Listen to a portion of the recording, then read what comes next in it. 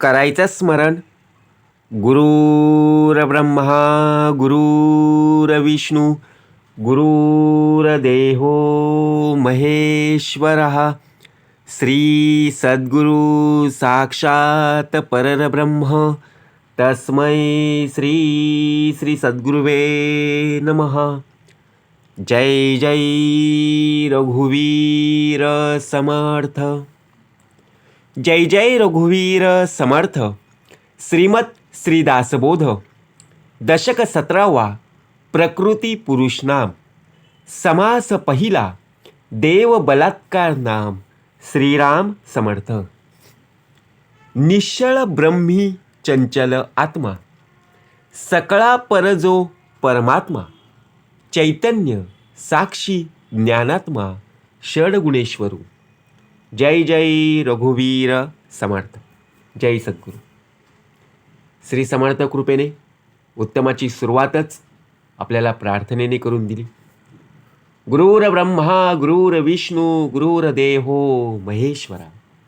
तिघांचं स्मरण करून झाल्यानंतर, ब्रह्मा विष्णू महेशाचं स्मरण करून झाल्यानंतर, तिघांच्या पलीकडे असणारा श्री सद्गुरू साक्षात परब्रह्माचं सुद्धा आपण काय केलं? स्मरण केलं. कारण बघा, उत्तम प्रकारे आपण आयुष्य जगत असताना दशक 17व्या पर्यंत आलो. म्हणजेच 170 बरोबर. आणि त्यातला पहिला समास 171वा समास. 20 दशक दासबोध. श्रवणाद्वारे घेता शोध. मनन करत्यास विशद परमार्थ होतो. आजचा समास फार महत्त्वाचा आहे. कारण या ग्रंथामध्ये उत्तम प्रकारे समर्थांनी मत मांडलेलं आहे. त्या मतांवर आपल्याला बघा प्रत्यक्षपणे राहायचं आहे. आपण लोकांची मतं ऐकली, जाणून घेतली, परंतु काहीही प्राप्त झालेलं नाही. आपण स्वतःच्या मनाचं ऐकत नाही हो. आपल्या मनाचं सुद्धा कधीतरी ऐकलं पाहिजे. आपल्या हृदयामध्ये असणाऱ्या भगवंताचं बघा प्रत्यक्षपणे ऐकलं पाहिजे. आपण काय करत असतो? लोक सांगतील ते पूर्व दिशा. म्हणजे विचार करा. म्हणून समर्थ म्हणाले, या ग्रंथामध्ये आपण उत्तम प्रकारे श्रवण करत असताना जे समर्थांचं मत आहे, खुद्द भगवंताचं वचन म्हणजेच श्रीमत. कारण प्रत्यक्षात या बोधातून हा दास घडला पाहिजे. आपण लोकांचं ऐकतो आणि बिघडत असतो. लोक कोणती? समर्थ म्हणाले, ज्याप्रमाणे कोणालाही कोणाच्या भावना दुखवायच्या नाही आहेत. काम, क्रोध, लोभ, मद, मत्सर, दंभ, संशय आणि चिंता हे 8 विषय विकार म्हणजेच लोक आहेत. मनाला उत्तम प्रकारे शिकवण प्राप्त झालीच पाहिजे. कारण मन हा चंचल आहे. म्हणून दशक 17वा दाखवला. प्रकृती पुरुष. प्रकृती आणि पुरुष म्हणजेच काय? समर्थ म्हणाले, आपला देह बघा, ज्याप्रमाणे देह आहे आणि आतमध्ये असणारा अंतरीचा अंतरात्मा म्हणजे प्रकृती आणि पुरुष. त्यातला समास पहिला. देव बलात्कार ना. समास पहिला दाखवला. आता देव या शब्दाचा अर्थ समर्थांनी उत्तम प्रकारे दाखवला, तो म्हणजे परमात्मा. आणि बलात्कार म्हणजे बळ, ताकद किंवा प्रत्यक्षात जर पाहायला गेलो धैर्य. याचा अर्थ देवाने म्हणजे परमेश्वराने प्रकृतीवर, माया सृष्टीवर केलेले अधिराज्य किंवा देवाची इच्छाशक्ती. सुंदर उत्तम प्रकारे अर्थ प्राप्त करून दिलेला आहे.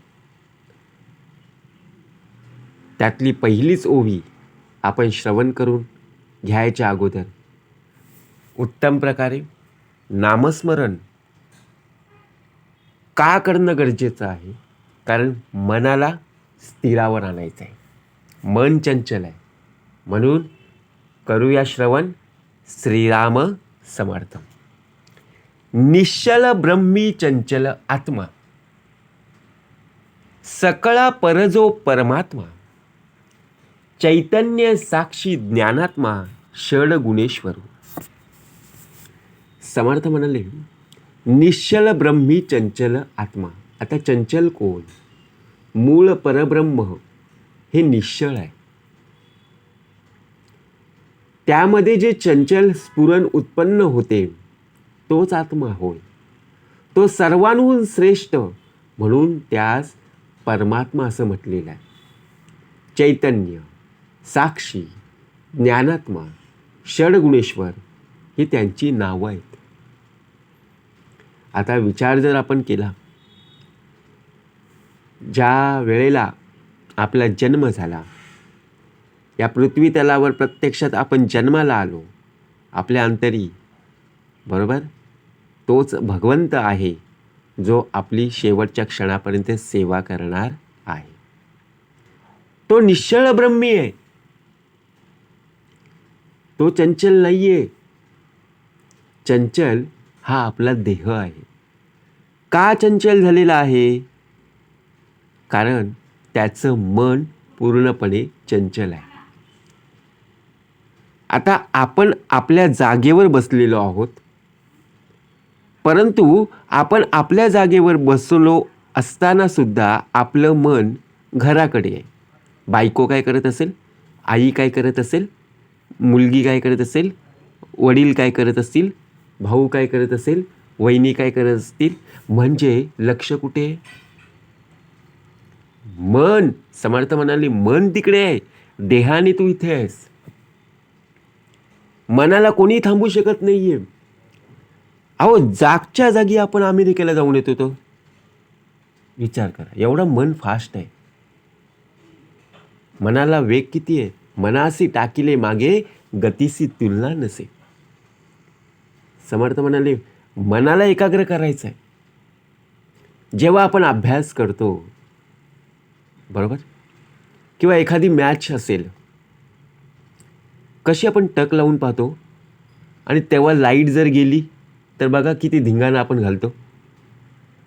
कारण शेवटची ओव्हर असते आणि शेवटच्या ओव्हरीमध्ये 6 बॉलात 13 रन पाहिजे असतात किंवा 6 बॉलात 11 रन पाहिजे असतात.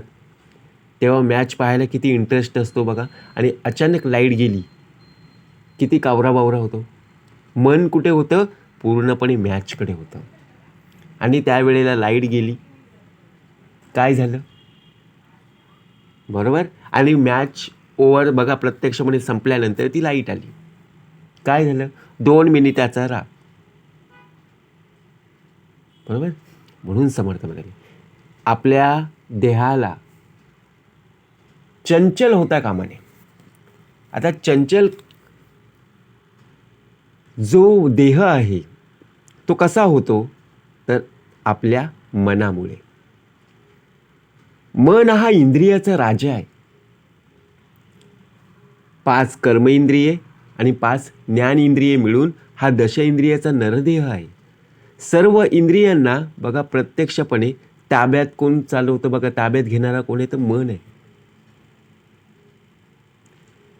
आपल्याला एखादं कोणी प्रश्न विचारलं किंवा एखादं कार्य करायचं आहे, आपल्या तळ्यात मळ्यात होतं. कारण बघा, आपलं मन सांगतं की हे कार्य कर, परंतु बुद्धी आपल्याला साथ देत नाहीये. बरोबर. ज्या वेळेला बुद्धी साथ देते त्यावेळी मन लागत नाहीये. आपण एखाद्या बघा तीर्थक्षेत्राला किंवा एखाद्या पिकनिक स्पॉटला आपण फिरायला जाणार आहोत, असं आपल्या घरच्यांनी ठरवलं, आपलं मन काय लागेल? मन कुठं होईल जायला? हां, पिकनिक स्पॉटला जायचं आहे. परंतु काय होईल? पिकनिक स्पॉटला गेलो तर बघा सर्वांची मनं कुठे जायचं आहे? तर तीर्थयात्रेला जायचं आहे. मग सर्वांच्या मनाचं ऐकलं, आपण सुद्धा केलं, पण बुद्धीला पटत नाही आहे. बुद्धीला वाटतं की इथे नको जायला, तिथे गेलं पाहिजे. बरोबर की नाही? म्हणून ऐकायचं कोणाचं? समर्थ म्हणाले, मनाचं ऐकलं पाहिजे. बुद्धी आपोआप साथ देईल. कारण मन बघा, जी मनाला इच्छा असते ती इच्छा पूर्ण झाली ना, तर आपला देह कधी रागवताना पाहायला मिळणार नाही. पण मनाच्या विरुद्ध जेव्हा होईल ना, तेव्हा बघा काय वातावरण तुम्हाला दिसेल ना. म्हणजेच काय समर्थ म्हणाले, ज्याप्रमाणे आपण एखाद्या वेळी बाजारात जातो, आपल्याच हातामध्ये बघा प्रत्यक्षात आपलाच मोबाईल असतो. मोबाईल घेऊन आपण बाजारात जातो. का मोबाईलचा भाग दिला ते पण श्रवण करू. आणि एका हाताला आपला मुलगा असतो किंवा मुलगी असते. आपण त्याला किंवा तिला बाजारात घेऊन जातो. आता बाजारात गेल्यानंतर, मार्केटमध्ये गेल्यानंतर आपलीच मुलं, आपल्याच मुली बघा प्रत्यक्षात हट्ट धरत असतात की मला ही वस्तू पाहिजे, मला ही खेळणी पाहिजे, मला ही भांडीकुंडी पाहिजे. जर त्या मुलांच्या मनासारखं झालं नाही, काय झालं? मनासारखं एखादी गोष्ट दिली नाही, तिथेच रस्त्यामध्ये रडतील. त्याला सांगावं लागेल का? नाही. कारण का? मनाला पटलेली नाही आहे गोष्ट. त्याच्या हातामध्ये तुम्ही मोबाईल द्या, तो मोबाईल पण तिथे आपटे. कारण का? त्याला ती वस्तू पाहिजे. एखादी गाडी असेल किंवा बघा, परंतु त्याच्या मनासारखी किंवा तिच्या मनासारखी एखादी गोष्ट ज्या वेळेला भेटेल ना, मिळेल ना, तेव्हा प्रत्यक्षात बघा त्या मुलाचा, त्या मुलीचा दिवस हा उत्तमच असेल. मग त्याला बाकी काही नको, तिला बाकी काही नको. दिवसभर त्या भांडीकुंडीमध्ये, दिवसभर त्या खेळणीमध्ये बरोबर की नाही दिवस घालवेल. म्हणून समर्थ म्हणाले, निश्चळ ब्रह्मी चंचल आत्मा. का सांगितलं भाग? कारण चंचल कोण आहे? तर आपलाच देह. आपल्या देहाला कधी चंचल होता कामा नये. सकळ परजो परमात्मा, चैतन्य साक्षी ज्ञानात्मा षडगुणेश्वर. मग मूळ परब्रह्म हे निश्चळ आहे, ते सांगायलाच नको. ज्यामध्ये प्रत्यक्षात बघा आपला देह हा प्रत्यक्षात आपला वरून दिसतोय की नाही. समोरची व्यक्ती जेव्हा आपल्याला पाहायला मिळते तेव्हा ती व्यक्ती दिसते. अंतरीचा अंतरात्मा दिसतो का? नाहीये. म्हणून समर्थ म्हणाले, तो सर्वानुहून श्रेष्ठ आहे. म्हणून त्यास परमात्मा म्हटलंय ना. चैतन्य साक्षी ज्ञानात्मा षडगुणेश्वर. सकळ जगाचा ईश्वरू, म्हणून नामे जगदेश्वरू. तयापासून विस्तारू विस्तारला. समर्थ म्हणाले, सकळ जगाचा ईश्वर, सकळ जग, ज्याप्रमाणे सर्व जगाचा ईश्वर म्हणून त्यास जगदीश्वर म्हटलेलं आहे. कारण त्याचंच सर्व आहे. हे सर्व विश्व, ही सर्व पृथ्वी त्याचीच आहे. विश्वाचा मालक आहे हो. आपली 2 एकर जागा असली, अर्धा गुंठ जागा असली की बघा कॉलर टाईट, अहो त्याचंच सर्व विश्व आहे. पण दिनाचा दयाळू, मनाचा मवाळू, स्नेहाळू कृपाळू, जगी दास पाळू. जगाला पूर्णपणे सांभाळण्याची शक्ती, जगाला संपूर्ण बघा पुरवण्याचं सामर्थ्य त्याच्याकडे. त्याच्यापासून सृष्टीचा अफाट विस्तार झालेला आहे. शिवशक्ती जगदेश्वरी, प्रकृती पुरुष परमेश्वरी, मूळ माया गुणेश्वरी, गुणक्षोभिनी. समर्थ म्हणाले, त्यालाच शिवशक्ती, जगदीश्वरी, प्रकृती पुरुष, परमेश्वरी, मूळ माया, गुणेश्वरी, गुणक्षोभिनी इत्यादी नावाने ओळखले जातात. विचार करा, आपण कधी पाहिलं सुद्धा नसेल एवढी नावं आहेत. मग देव किती आहेत? देव कोट्यानी कोटी आहेत. गुरु पाहता पाहता लक्ष कोटी. बहुसाल मंत्रावळी शक्ती मोठी. परंतु समर्थ म्हणाले गुरु अनेक पाहायला मिळतील, पण सद्गुरू मात्र एकच. क्षेत्रज्ञ, द्रष्टा, कुटस्थ, साक्षी, अंतरात्मा सर्व साक्षी, शुद्ध सत्व महतत्व परीक्षी, जाणता साधू. क्षेत्रज्ञ, द्रष्टा, कुटस्थ, साक्षी, अंतरात्मा, शुद्ध सत्व, महतत्व याची परीक्षा करून जो त्यांना जाणतो तोच साधू. म्हणजे विचार करा, आपला देह उत्तम प्रकारे शुद्ध आहे का, पवित्र आहे का? आपण दररोज स्नान करतो, उत्तम प्रकारे बघा टापटीप राहतो. हे झालं वरून. परंतु अंतर्गत ज्याप्रमाणे प्रत्यक्षात जर पाहायला गेलो, वरी वरी वैभवाचे आणि अंतरी पोतडे नरकाचे. म्हणजे काय? आपल्या मनामध्ये काय चाललंय, आपण कसा वागतोय, हे जेव्हा लोकांना पाहायला मिळतं ना, तेव्हा समजतं की हा देह कसा आहे, याचा स्वभाव कसा आहे. याचे गुण, याचे अवगुण तेव्हाच कळतात जेव्हा प्रत्यक्षात ती व्यक्ती, त्या व्यक्तीचा स्वभाव कळतो तेव्हा. म्हणून समर्थ म्हणाले आपल्यामध्ये सत्वगुण असणं का आवश्यक आहे. सत्वगुणे उत्तम गती प्रत्येकाला मिळणार हे निश्चितच आहे. परंतु आपण रजोगुणाकडे धावत असतो, तमोगुणाकडे धावत असतो. लोभ, हाव, तमोगुण म्हणजे काय? तामसी वृत्तीचा, रागीट, मत्सर असं होता कामा नये.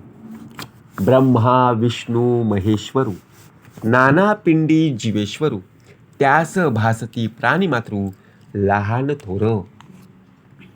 समर्थ म्हणाले ब्रह्मा, विष्णू आणि महेश्वर, नाना पिंडाच्या ठिकाणी असणारा जीवेश्वर यांच्याचकडे बघा प्रत्यक्षात लक्ष ठेवून तो सर्व लहान थोर प्राणीमात्रांना पाहत असतो. ज्याप्रमाणे ब्रह्मा विष्णू महेश्वर आपण प्रार्थना म्हटली की नाही, गुरुर ब्रह्मा गुरुर विष्णू गुरुर देवो महेश्वर. परंतु नाना पिंडाच्या ठिकाणी असणारा जीवेश्वर, नाना पिंडी जीवेश्वर याकडे लक्ष ठेवून तो सर्व लहान थोर प्राणीमात्रांना पाहत असतो. त्यास भासती प्राणीमातृ लहान थोर. आता 84 लक्ष योनी पाहायला मिळत आहेत, परंतु सर्वांचा सांभाळ करणारा कोण आहे, सर्वांची सेवा करणारा कोण आहे, हे आपण पाहिलं पाहिजे. विश्वाचा मालक आहे, युगानुयुगे एकलाची एक, चालवितो तिन्ही लोक. आपल्याला काही प्राणी पाहायला मिळत असतात, काही पशुपक्षी पाहायला मिळत असतात, काही किडामुंगी पाहायला मिळत असतात. परंतु 84 लक्ष योनी बघा ज्या वेळेला प्रत्यक्षात सांभाळ करत असतो, काय सामर्थ्य असेल ना. आपण आपल्या घरच्यांची बघा 5 जण असतील 6 जण असतील, त्यांची सेवा करायला आपल्याला कंटाळा येतो, बरोबर की नाही. हा मुलगा ऐकत नाही, तो मुलगा ऐकत नाही, ती मुलगी ऐकत नाही. परंतु सर्वांचा सांभाळ करणारा विश्वाचा मालक सर्वांचे निवेदन बघा उत्तम प्रकारे काय करत असतो, स्वीकारत असतो. विचार करा. त्यास भासती प्राणीमातृ लहान थोर. देह देऊळामध्ये पैसला, न भजता मारितो देहाला, म्हणून त्याच्या भेण त्याला भजती लोक. अंतरात्मा हा देहरूपी देवळात बसलेला असतो. त्याचे भजन केले नाही तर तो देहाला मारून टाकतो. म्हणून भयाने सर्व लोक त्याला भजतात. आता विचार करा, दिनाचा दयाळू मनाचा मवाळू. प्रत्यक्षात आपण ऐकले, स्वीकारले आणि आपण त्याचं स्मरणसुद्धा करत असतो. आता विचार जर केला, आपल्याला भूक लागली, काय झाली, भूक लागली, आपण काय करणार, आपल्या घरामध्ये कोणीही जेवण नसतं, ना आई, ना पत्नी, ना बहीण, आणि आपल्याला जेवण करता येत नसेल तर आपण काय करणार? तसाच उपाशी राहणार का? नाही. लगेच खाली जाणार दुकानामध्ये किंवा हॉटेलमध्ये, लगेच ऑर्डर देणार, बरोबर? घरात बसून लगेच आपण ऑर्डर करणार आणि ती भूक भागवण्यासाठी आपण काय केलेली ऑर्डर दिलेली आहे, ती ऑर्डर घेऊन येणार आणि आपलं पोट शांत करणार, बरोबर? का भाग दिला? कारण भूक लागलेली आहे. परंतु अंतरात्मा हा ध्येयरूपी देवळात बसलेला आहे. आता आपण देवळामध्ये जातो, मंदिरामध्ये जातो. जर आपण मंदिरामध्ये गेलो, देवळामध्ये गेलो, देवळामध्ये मूर्ती पाहिली, फोटो असतो ते सुद्धा पाहिलं, परंतु आपण नमस्कार नाही केलं. काय केलं? नमस्कार केलेलं नाही. आता विचार करा, देवाचं काही कमी झालं का हो? काहीच नाही. देव रागवला नाही. मग शेवटी समर्थ म्हणाले, ज्याप्रमाणे आयुष्यात तुला ज्याने संपूर्णपणे या सृष्टी या पृथ्वी तलावर आणलेलं आहे, तो संपूर्णपणे त्याची सेवा करत आहे. त्याचं स्मरण करायला बघा, कुठे तुला पैसे भरावे लागत नाही, कुठे तुला काही मांडावं लागत नाही. मग शेवटी त्याचं भजन, कीर्तन, पूजा करणं हे आपल्या हातून घडलं पाहिजे. या देहाने पूजा केली काय, नाही केली काय, देवाचं कुठेही काही कमी नसतं. बरोबर की नाही? देव परमेश्वर आपल्याला असं सांगत नाही, बाबा तू माझी उपासना कर, तू माझी भक्ती कर, तू माझी पूजा कर. नाही. प्रत्येकाला आयुष्य दिलेलं आहे, बरोबर? आयुष्य जगायचं आहे, परंतु आयुष्य कसं जगायचं हे तेव्हाच कळतं ज्यावेळी प्रत्यक्षात आपला देह हा भगवंताच्या चरणी असतो. ज्या वेळेला दुःख येतात ना, त्यावेळी देवाची आठवण होते, आणि सुख आलं की आपण देवाला विसरणार आहे, बरोबर की नाही? म्हणून जे वेळीसी भजन चुकले, ते तेव्हा पछाडिले, आवडीने भजू लागले सकळ लोक.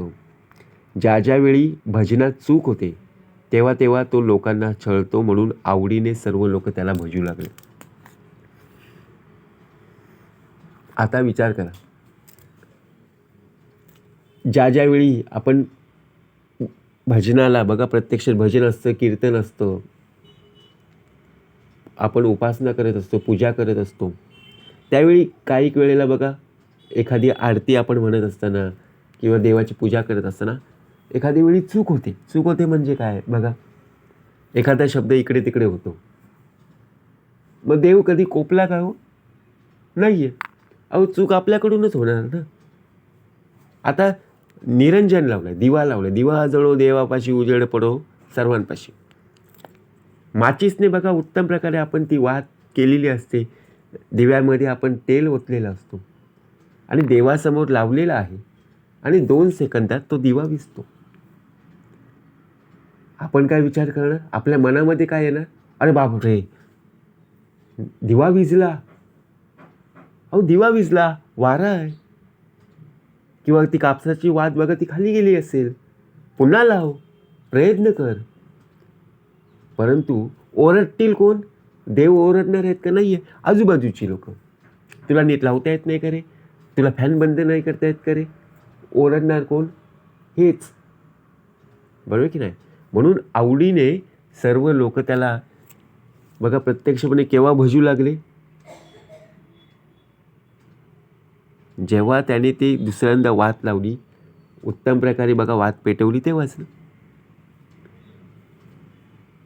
म्हणून समर्थ म्हणाले, ज्या ज्या वेळेला आपल्याकडून चुका होतात, भजनात होते, कीर्तनात होते, उपासनेमध्ये होते, समर्थ म्हणाले होतील चुका, होऊ दे. अहो, हातामध्ये स्मरणिका घेतली, डोळा लागतोय. विचार करा, हातातली स्मरणिका खाली पडते. देवाने आपल्याला लगेच शिक्षा दिली का? नाही आहे. उचल ती स्मरणिका, पुन्हा घे, पुन्हा स्मरणिका कर, स्मरण कर. काय हो? म्हणून समर्थ म्हणाले, जे जे जेव्हा आक्षेपिले. का समास हा उत्तमाचा आहे. प्रकृती आणि पुरुषाचा भाग दाखवला. जे जे जेव्हा आक्षेपिले, ते ते तात्काळाची धिदले. त्रैलोक्य भजो लागले येणे प्रकारे. त्याने ज्या ज्या वेळी जे जे अपेक्षिले, त्या त्यावेळी तात्काळ ते दिले गेलेले. आता जे जे जेव्हा आक्षेपिले, हे आपल्यावरती भाग आहे. आपल्याला आपल्या आयुष्यात काही कमी पडलं ना, देवापुढं आपण जातो. मंदिरात असेल, देवळात असेल, बघा कुठे अधिष्ठान असेल, देवाचा फोटो असेल, तिथे आपण जातो. एक नारळ घेऊन जातो, एक उदबत्ती घेऊन जातो आणि पानभर बघा आपली मागणी असते, ती पूर्ण करायला आपण सांगत असतो. तरी देव कधी आपल्याला बोलला का हो? नाही ना. अरे तुला जे काय तुझ्या आयुष्यामध्ये हवंय ना, ते माग. मी देण्यासाठीच आलेलो आहे. देणाऱ्याचे हात हजार आहे, पण आपली झोळी ही फाटलेली असावी. तो देणार आहे, आपली मात्र घेणारी बघा क्षमता असणं गरजेचं आहे. जे जे जेव्हा आक्षेपिले, ते ते तात्काळाची दिले. असं नाहीये तू आज कर्म केलेस उत्तमाचे, तुला त्याचं फळ पुढच्या आयुष्यामध्ये प्राप्त होईल. नाहीये. आता श्रवण केली याचे फळ. आता या शब्दाला किती उत्तमाचं बघा महत्त्व दिलेलं आहे. आता श्रवण केल्याचे फळ क्रिया पालटे तात्काळ. म्हणून तात्काळ सांगितलं, या क्षणाला. त्रैलोक्य भजो लागले येणे प्रकारे. पांच विषयांचा नैवेद्य तेव्हा पाहिजे, जेव्हा पाहिजे तेव्हा सिद्ध. ऐसे न करिता सद्य रोग होती. समर्थ म्हणाले, 5 विषय भोगांचा नैवेद्य जेव्हा हवा तेव्हा तयारच असतो. असे जर केले नाही तर तात्काळ रोग होतो. आता विषय भोग ज्या ज्या वेळेला आपण पाहायला गेलो की 5 विषय किती आहेत, तर 8 विषय विकार आहेत. बरोबर. जेव्हा पाहिजे तेव्हा सिद्ध म्हणजेच काय,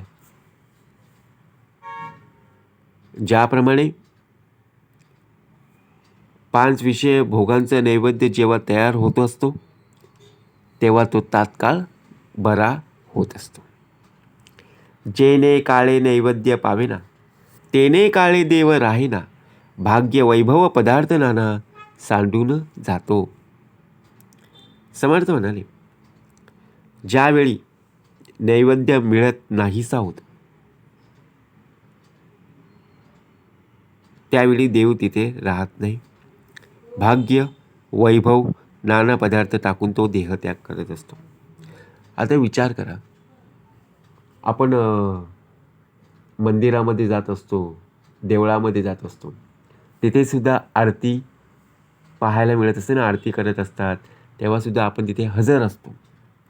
आणि आरती पूर्ण झाल्यानंतर बघा उत्तम प्रकारे प्रसाद मिळत असतो. आणि त्यावेळेला जर आपल्याला प्रसाद मिळाला नाही तर काय आपली अवस्था होते हो? इतके मिनिटं तू देवाचरणी काय करत होतास? उत्तम प्रकारे आरती म्हणत होतास. सर्व प्रकारे बघा त्याच्या चरणी तुझा देह होता. परंतु तुला फक्त काय मिळालं नाही, तर प्रसाद मिळाला नाही. शेवटी काय झालं?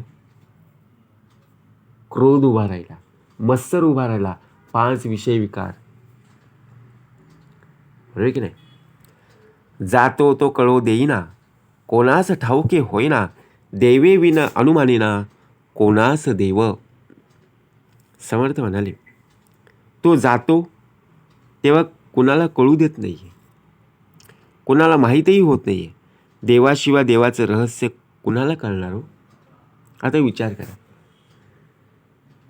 एवढंच कशाला, आपल्या अंतरी तोच आहे, बरोबर आहे. आपल्याला कळतंय तो आहे म्हणून, नाही ना. चालवणारा तोच आहे. ताटामध्ये बघा प्रत्यक्षपणे वाढलेलं अन्न मुखापर्यंत नेणारा तो आहे. खाल्लेलं अन्न पचवणारा तो आहे. मग आपण विचार करतो तो जातो तेव्हा कुणाला कळू देत नाही आहे.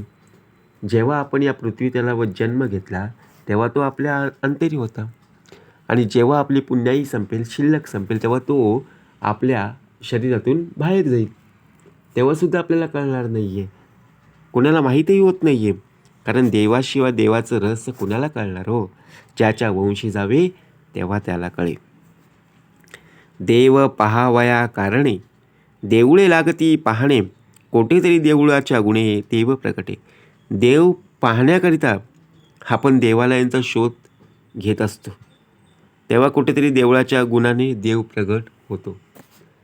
आता मंदिर आहेत, देऊळ आहेत, आपल्या घराच्या बाजूला आहे, कधी आपण नमस्कार नाही केला, परंतु देव आपल्या अंतरी आहे.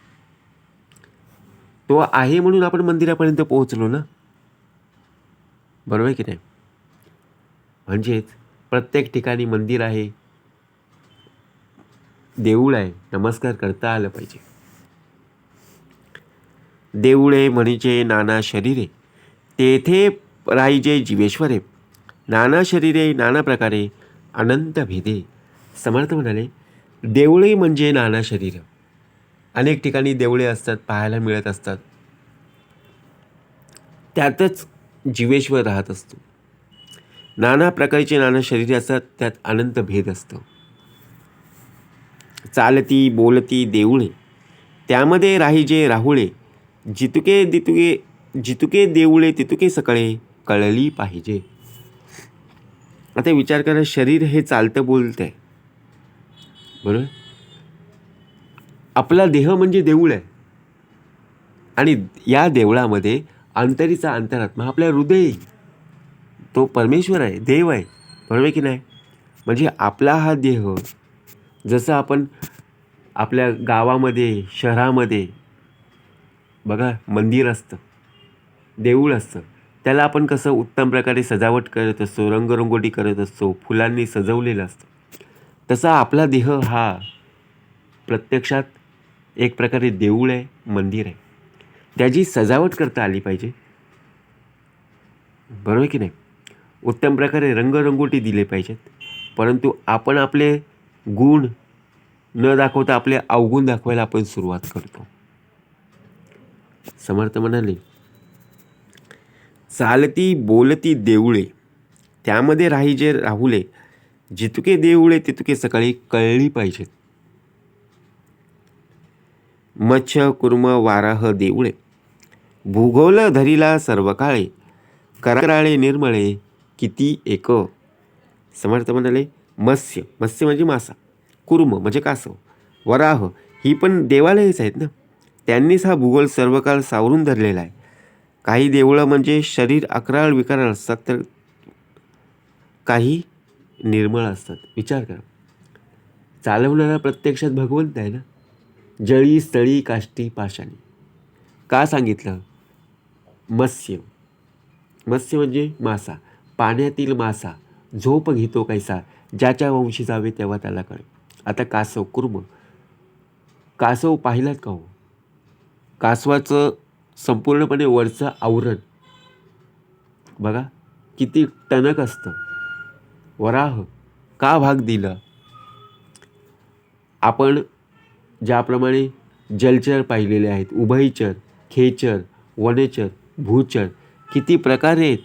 पशुपक्षी गुणवंत त्यास कृपा करीती समर्थ, चालवणारा तोच आहे ना. म्हणून समर्थ म्हणाले मच्छ कुर्म वाराह देऊळे, भूगोल धरिला सर्व काळे, कराळे विक्राळे निर्मळे किती एक. कित्येक देऊळे सौख्य पाहे, भरता अवघे सिद्ध आहे, परिते सर्व काळ नर आहे अशाश्वत. कित्येक देवळात शरीरात अवघे सौख्य भरून राहिलेले असते, पण तेही सर्व काळ राहत नाही, ते अशाश्वतच असतो. आपल्या जीवनामध्ये सुखाचे दिवस पाहायला मिळत असतात, परंतु सुख हे क्षणिक असतं, बरोबर की नाही? ते काय आपण शेवटच्या क्षणापर्यंत घेऊन जाणार आहोत का? नाही आहे. परंतु सामर्थ्य काय आहे ते कळलं पाहिजे. आज सुख आहे तर उद्या दुःख आहेतच, परंतु सामर्थ्य आपल्याला घेऊन जायचं आहे. ही शिल्लक आपल्याला वाढवायची.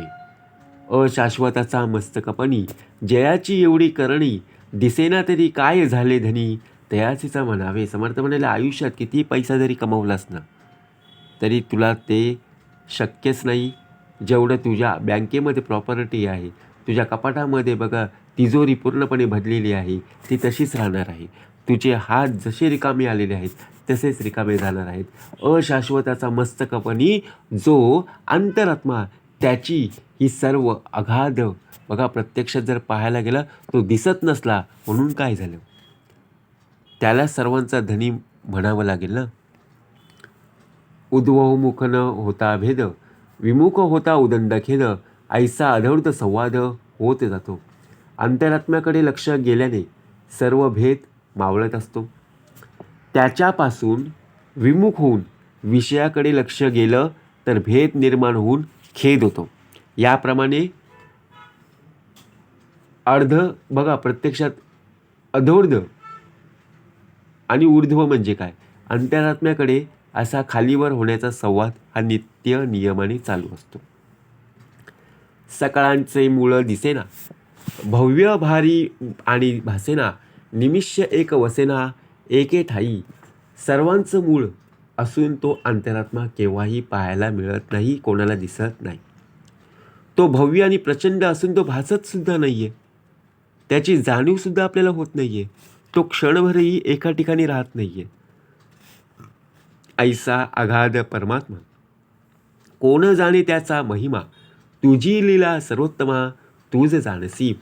परमात्मा असा अगाध आहे, त्याचा महिमा कोण जाणू शकेल? हे सर्वोत्तमा, तुझी लीला फक्त तूच जाणीस. संसारा आलियाचे सार्थक, जेथे नित्यानित्य विवेक, इहलोक आणि परलोक दोन्ही साधिले. समर्थ म्हणाले, इहलोकात आणि परलोकात म्हणजेच काय, या जगात जन्माला आल्याचे सार्थक करावायचं असेल तर नित्यानित्य विवेक करणं आवश्यक आहे. जेथे असा विवेक केला तेथे इहलोक आणि परलोक दोन्ही साधले जात असतात. मननशील लोकांपासी अखंड देव अहर्निशी, पाहता त्याच्या पूर्वसंचितासी जोडा नाही. समर्थ म्हणाले, जे मननशील लोक असतात त्यांच्यापाशी देव रात्रंदिवस अखंड असतो, त्यांच्या पूर्व पुण्याईला तोड नाही असं दिसून येत असतं ना. अखंड योग म्हणून योगी, योग नाही तो वियोगी, वियोगी तोही योगी, योग बळे. समर्थ म्हणाले, अखंड आत्मानुसंधान असल्यामुळे जेथे ते नाही तो वियोगी, असा वियोगी अभ्यासाच्या योगाने किंवा सद्गुरू कृपेच्याने, बघा योगाने अखंड अनुसंधानाचे सामर्थ्य मिळवून योगी होऊ शकतो.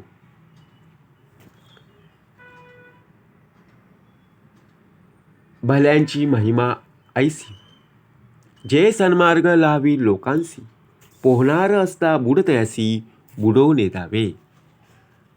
समर्थ म्हणाले, थोरा मोठ्यांचा महिमा असा आहे की ते अनेक लोकांना सन्मार्गास लावतात. पोहता येणाऱ्याने जो बुडतो आहे त्यास बुडू देऊ नये. स्थूळ सूक्ष्म तत्व झाडा, पिंड ब्रह्मांडाचा निवाडा, प्रचित पाहे ऐसा थोडा भूमंडळी. समर्थ म्हणाले, स्थूळ सूक्ष्मांचा विवेक विचार जर आपण केला, तत्व झाडा म्हणजे तत्वाने तत्वांचं निरसन, आणि पिंड ब्रह्मांडाचा निवाडा इत्यादींचं ज्ञान असून ज्यास प्रचिती आलेली असते, असा माणूस या पृथ्वी तलावर क्वचित आढळत असतो. वेदांतीचे पंचीकरण, अखंडतयाचे विवरण, महावाक्यांतकरण रहस्य पाहे. जे वेदांतातील पंचीकरण जाणत असतात व अखंड त्याचे विवरण करतात, तसंच महावाक्याचे रहस्य अंतकरणाने जाणून घेत असतात. ये पृथ्वीमध्ये विवेक असती, धन्य त्यांची संगती, श्रवण मात्रे पावती गती प्राणी मात्र. जे जगात विवेकी पुरुष आहेत त्यांची संगती धन्य. त्यांच्या अध्यात्म निरूपणाच्या श्रवण मात्रानेच प्राणीमात्रांना सद्गती प्राप्त होत असते. सत्संग आणि सत्शास्त्र सवन अखंड होतसे विवरण, नाना सत्संगाने उत्तम गुण परोपकाराचे. सत्संग आणि सत्शास्त्रांचे श्रवण घडावे, जेथे अध्यात्माचे अखंड विवरण होत असते. अनेक संतांची संगती आपल्याला लाभत असते, जेथे उत्तम गुण आणि परोपकार होत असतो. जे सत्कीर्तीचे पुरुष ते परमेश्वराचे अंश, धर्म स्थापनेचा हव्यास तेथेची असे. असे जे उत्तम कीर्तीने बघा संपन्न पुरुष असतात ते परमेश्वराचे अंश असतात. तेथे धर्मस्थापनेची उत्कट इच्छा ध्यास आढळून येत असतो. विशेष सारासार विचार तेने होय जगोद्धार, संग त्यागे निरंतर होऊन गेले. विशेष म्हणजे तेथे निरंतर सारासार विचार केला जातो आणि त्या योगेच जगोद्धार बघा प्रत्यक्षात उद्धार होत असतो. असे पुरुष निरंतर संगत्याग करून सस्वरूप होऊन जात असतात. म्हणून विशेष सारासार विचार तेने होय जगोद्धार, संगत्यागे निरंतर होऊन गेले. इति श्रीदासबोधे गुरुशिष्य संवादे देव बलात्कार नाम समास पहिला. जय जय रघुवीर समर्थ.